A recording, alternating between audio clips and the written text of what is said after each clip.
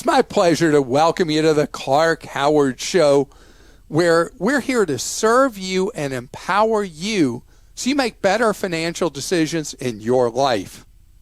Today's episode, there's a new benefit for travelers who have an American Express card, and it's definitely going to be a wave of the future. I want to share it with you.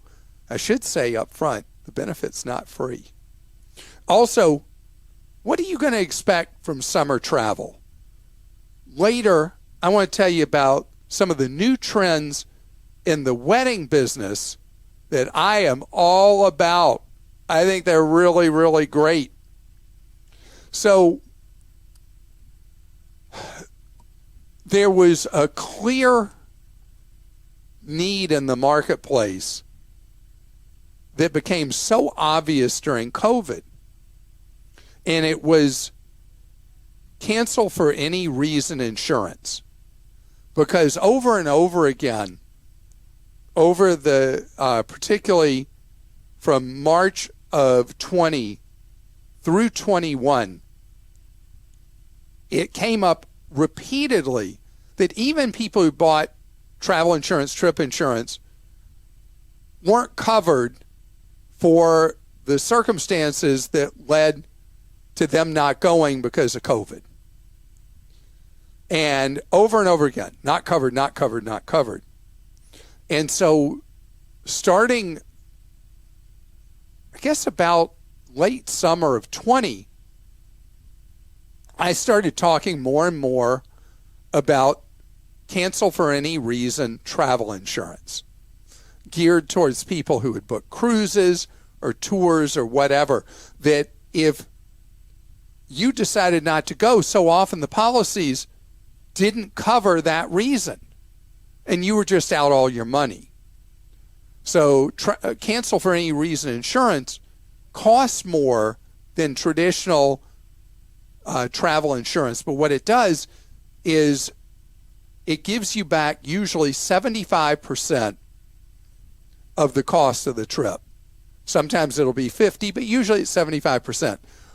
Why is it never 100%? Because there's moral hazard there. You know, if you just decide, you know what, I just don't feel like going, and you're getting back all your money, then you would make that decision lightly. By you having to eat 25% of the trip, but get back 3/4 of the cost of the trip, it meant you didn't have to worry about the insurer saying, oh, well, you're denied because of blah, blah, blah on page 63 of our terms and conditions. That you know that at the very least you're going to get back 3/4 of the money if for some reason you can't go. And then at the same time, because you're out, let's say it's a $2,000 trip and you get back $1,500, but you eat the $500, you're not going to make that decision just willy-nilly. Yeah, I don't want to go. So I like that product because it eliminates all the gotcha that the insurance companies tend to write into these policies. But then there's become a big gray area, and it's airline tickets. Because the airlines all in 20 adopted the Southwest thing, where the airlines made so much money on change fees, where they charged you a fortune to change your trip, cancel it, whatever. And Southwest has never charged a change or cancellation fee. But your money's still with Southwest. You don't get your money back. But everybody copied that. And that seemed, and it's been great, because you could change your trip, cancel that one, just take the money, almost like gift certificate money or gift card money, and put it towards another trip.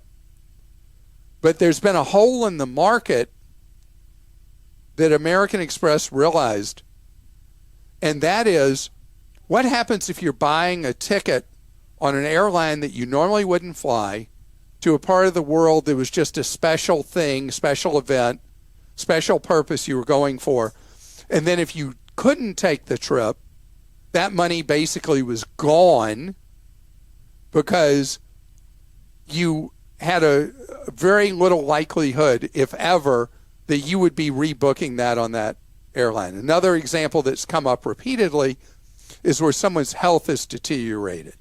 We've had that question repeatedly where somebody has had a medical reversal.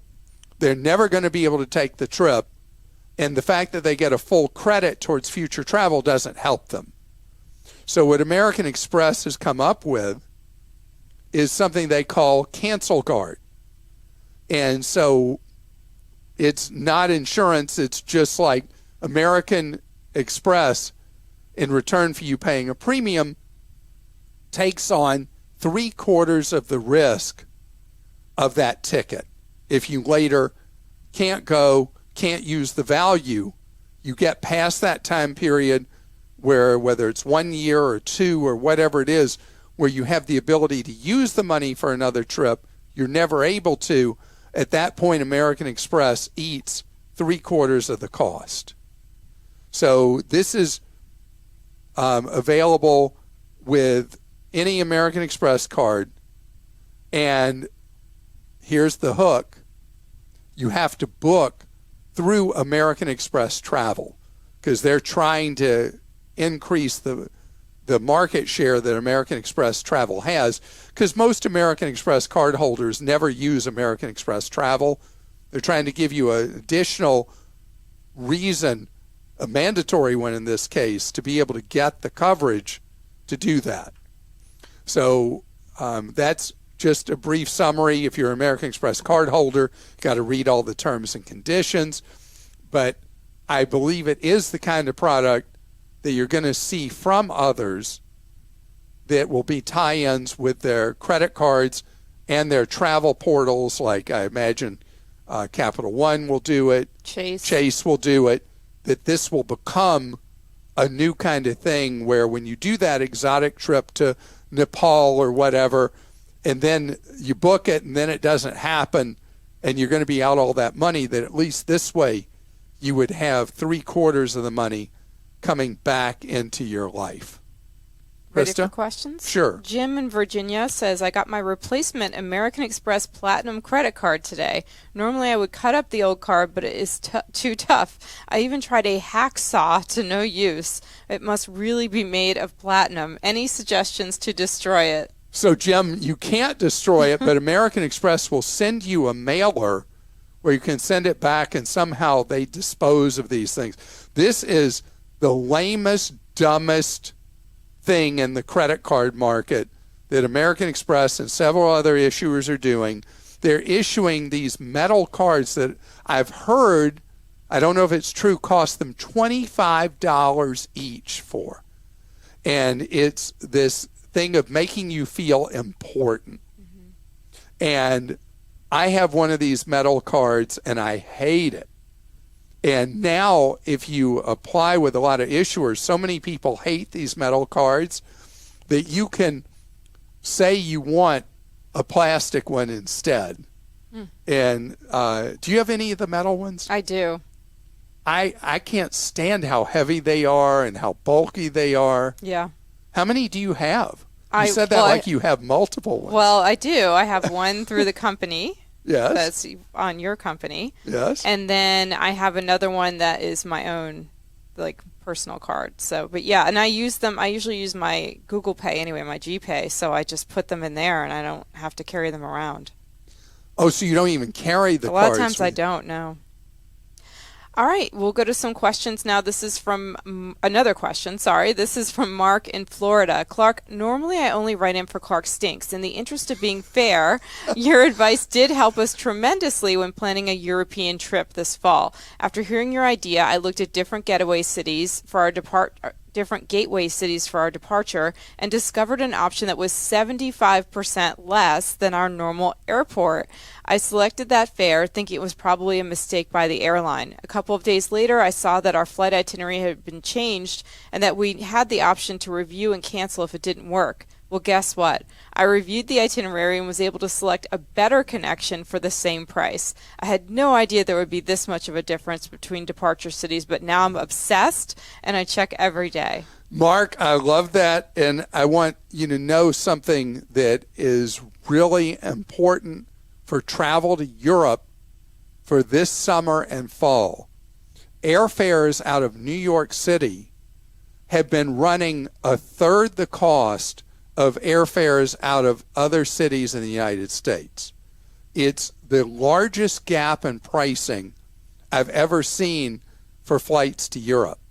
And with all the discount domestic airfare flying from wherever you are in the country to New York first, and then taking a much, much, much cheaper fare across the Atlantic, I mean, it's just ridiculous how much money you can save right now. There's just so much airline competition in New York that doesn't exist anywhere else in the United States, and the price gap being much larger than it historically has been.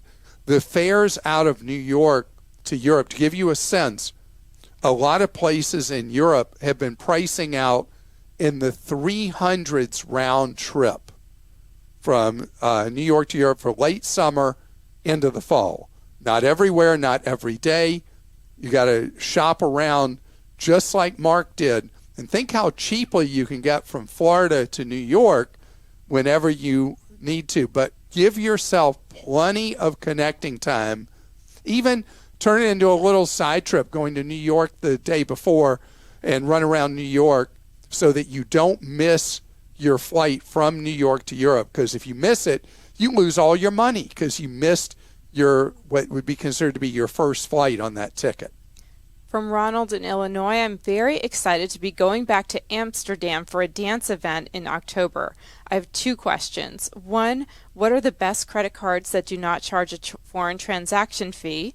And two, when paying with a credit card in Europe, is it best to pay in local currency or in US dollars? All right, let me deal with the second question first. Is never, never, never let them trick you into clearing your charge in US dollars. This is such a horrible ripoff.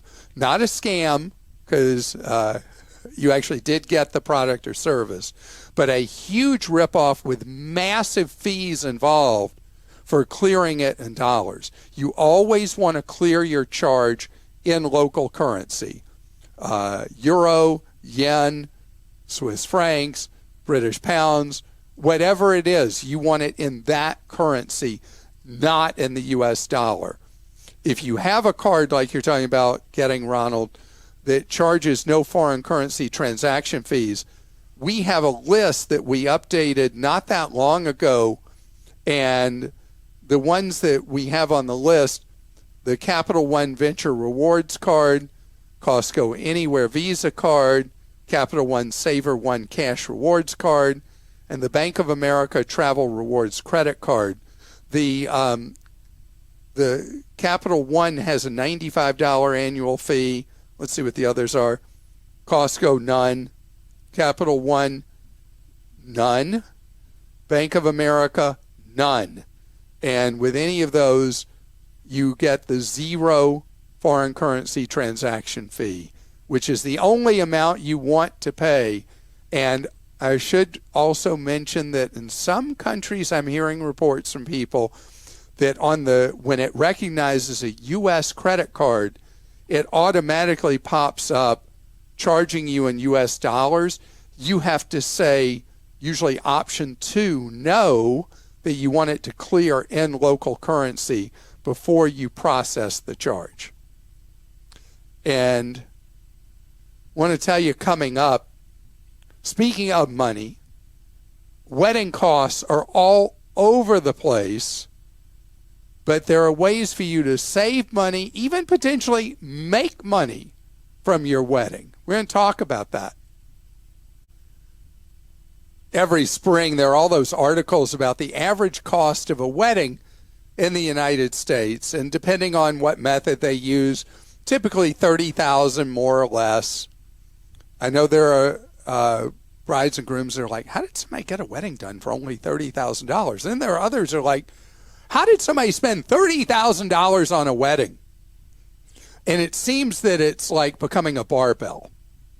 But I can tell you this is really something on people's minds, because there was a wedding that a couple did for $500 in Southern California that just went viral. People have gone crazy talking about this, agreeing, disagreeing with what the couple did and all the rest. What they did was there's this highway through the San Gabriel Mountains that the vistas are just beautiful. And there was this pull-out that they really liked. And if you had a event with less than 30 people, it didn't even require a permit. So they sent out the invitations to the 30 people or 29 people and said, meet us here with a map telling them where to go, a digital map, and this is where we're going to get married, and beautiful mountain backdrop. And they spent a total of $500 for everything they did, including her dress was $40, his suit was $100, both a suit and a dress that could be worn in the future, not just for that day. And so they did something that has caused a lot of very strong reaction. People had to pay for their own food for the reception. And that's how they were able to hit the 500. So I don't exactly recommend that. They could have still done a very, very inexpensive wedding, maybe $1,000, had some simple food for the 29 people who came to their wedding, and not had people pay for their own food for the reception, food and beverage for the reception. But the idea of having money for the life you're starting together instead of going into debt, as so many new married couples do, newly married couples, it's just so much better an idea. And the pageantry of that day is something that for a lot of people, it is like a coronation. But what really matters, I want to say this to you strong, to any couple, what matters is that the two of you love each other and have a great life together. That's what really counts. Not that you had this particular floral arrangement or this ultra fancy, suit or dress or gown or whatever, that it's really about that this connection, this love, this commitment that you make one to another. That's what matters. And I hope that as a couple, you don't get into this mode planning a wedding where everything's got to be just absolutely this, that, or the other. Because the truth is, your guests don't care. They're coming because they care about you or their family, and they have to come. So it doesn't matter who you're trying to impress. Let go of that and be careful with what you spend. Could you tell quickly the story of your getaway car at your wedding reception? So my mother-in-law, Lane and I have been married just a whisker less than 27 years. My mother-in-law will never forgive me for this, because I had a little subcompact purple Mitsubishi economy car that I was able to rent for $16 as our car for the wedding. But you know who was the most upset was the wedding photographer. Oh. He was furious. He considered himself to be quite an artist. And he said, I am not taking a picture of you leaving in this purple thing. And he drove Classic. like this really fancy classic convertible and wanted us to leave in that. And I was like, no, we're just fine. And the poor guy, we left in the purple. It's even better with the purple. You know car. what he did? What? He took no pictures that showed the car. No. He did a really, really close-up zoom of Lane leaning out of the car window. You've seen that one. Mm-hmm. Because he could not allow himself to take a picture of this little, and I didn't think it was ugly. It was just a little basic subcompact car. Mm-hmm. Classic Clark. All right. Should we go to some questions? I have a couple that And involve I did weddings. use a coupon for our honeymoon hotel. Nice. Buy one night, get one free. I did, really. That's awesome. That was back before the internet. And Yes. So I used a paper coupon for a hotel in Melbourne, Florida. Nice. Oh, before we go to questions, did you talk about people asking for money? Oh, gifts? yeah. Thank you. We got so distracted. Yeah. It's my fault. All right. So a lot of people, when they register, they're asking only for cold, hard cash instead of things. So the problem with that is some people find that crass. Your choice if you find that crass. But if what a couple really needs is money for a down payment on a home or whatever it is, and they ask for cash, I think that's fine. But a lot of the sites are taking advantage of this and charging big fees, netting fees out of it before you get the cash. And so maybe better to give somebody, since it's friend or family, you could Venmo them or Cash App them, or even give them something. It's this thing that you use paper for. It's called a cheek. What's that thing called? A check? A check. A check, yes. Nobody writes checks anymore. But anyway, you could give them a check. Then there's no junk fees that come out of the money you're actually trying to give. And I believe we have a video on YouTube of how to make an origami heart out of a bill, like a cash bill. So you could do that if you wanted to give them a $100 bill. If you were super generous, and you can fold it into a heart if you watch our video. You don't just give a couple a dollar bill, is there? Yeah. Nope. Just kidding. You know that. Okay, Joanne in Virginia, I would like you to know that, yes, both my daughters, ages 26 and 28, would read a book on financial advice for young adults if you wrote one, Clark. I even have your title, Adulting the Clark Howard Way. So are you now writing under a pseudonym, Joanne? Nope. Just so you know, Christa's been after me for 10 years to write another book. It's coming. I can feel it. Really? My younger daughter is getting married in less than 2 weeks. She asked me about life insurance. I said wait until she's married, read Clark's info online, and then get quotes from at least 3 companies with an A++ rating. Am I giving her the right advice, Clark? Right now they use USAA for their rental insurance and car insurance. My future son-in-law was in the military for 5 years before college. Well, first of all, thank him for his service to our great nation, and getting a level term life insurance policy from USAA would be great, or taking them through the guide. But the advice you gave is 100% accurate. The question for them is the level term. What time period are they trying to insure? You said that your son-in-law was in the military for 5 years before college and went to college. So probably late 20s at this point. Well, she says her daughters are 26 and 28, so probably somewhere in there, at least for the daughters. So.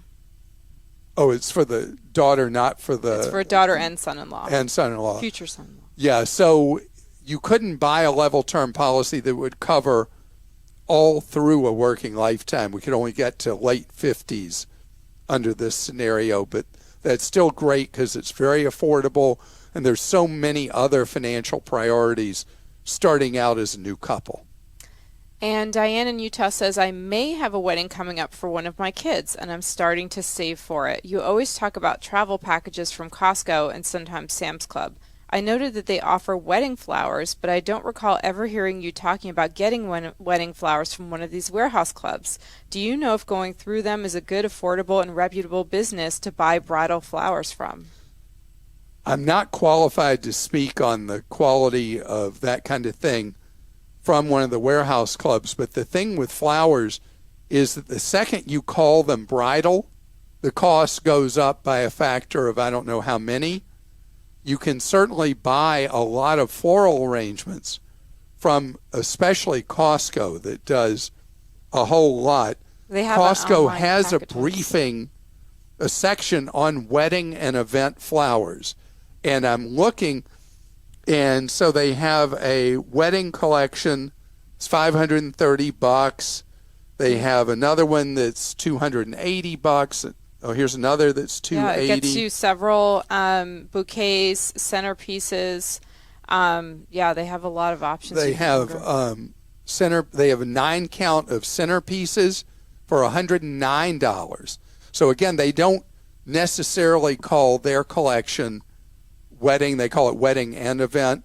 So those prices are pretty reasonable. But a lot of people that are trying to save a lot of money will just go to a nursery or go to one of the warehouse clubs or a supermarket, and they'll buy a lot of different bunches of flowers. The bunches tend to be $7 to $20, and they'll do their own arranging at the wedding venue as a way to save a lot of money. And from Michelle in Missouri, I know Clark loves convenience stores. Can he please discuss convenience stores in Japan? They sound magical. Why can't we have great convenience stores in this country like they do there? Well, I believe we do have great convenience stores, but it's a Japanese cultural thing, and it's a kick to go in to those convenience stores in Japan, and they are everywhere. In Japan, hours are so restricted on retail, for most retail, that things just always seem to be closed when I want to go to them when I'm in Japan. And the convenience stores are the polar opposite, that they're open around the clock, and they all have their own creative kind of thing. They all have their own specialization, I guess, that makes them something that people note. So I think we have our version of it with these regional convenience store chains that are becoming so prominent here. And if you've never been to a Buc-ee's, if you want to see the most extreme that a convenience store could be in anywhere in the world, go see a Buc-ee's. They're along the eastern seaboard and all over Texas, and they're quite an event. So Japan, is still not open for tourists. I mean, they have locked down so tight. I hope that soon that the Japanese will open back up to the rest of the world, because it is an outstanding tourist destination, and most Americans have never thought about going there as a tourist. And I want to tell you, we're done for today, but if I didn't get to your question, don't worry, be happy. We offer free one-on-one advice where you can talk with a member of Team Clark at what we call our Consumer Action Center. It's open 30 hours each week. You can see how to reach one of our team members if you go to clark.com/CAC.